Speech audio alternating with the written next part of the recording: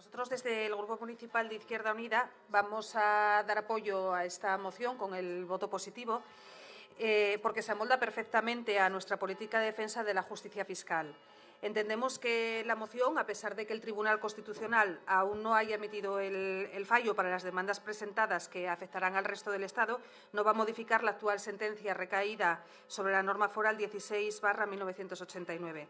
También entendemos que la moción presentada por el Grupo Municipal Socialista recoge claramente el espíritu de la sentencia del Tribunal Constitucional, pero vayan por delante dos puntualizaciones. La primera, que la sentencia no anula el impuesto sobre el incremento del valor de los terrenos de naturaleza urbana, el IBI, la plusvalía, sencillamente constata y modifica un hecho que supone una injusticia social, es decir, que cobra un impuesto por el incremento del valor de un bien cuando ese incremento no se ha producido. Es decir, pagar por perder, y consideramos que eso no es justo.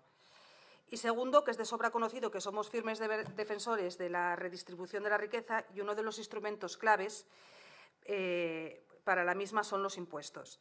En este caso, los impuestos tienen que gravar el incremento de la riqueza y no la distribución de la misma, un poco lo mismo que en el punto anterior. Así que la postura de Izquierda Unida es que no hay que eliminar el impuesto, sino hay que cumplirlo de manera estricta, las indicaciones de la sentencia del Tribunal, ni más ni menos, y la búsqueda de una mayor seguridad fiscal para los ayuntamientos y para los contribuyentes, y elaborar el mecanismo que permita que los contribuyentes puedan acreditar la minusvaloración del bien transmitido.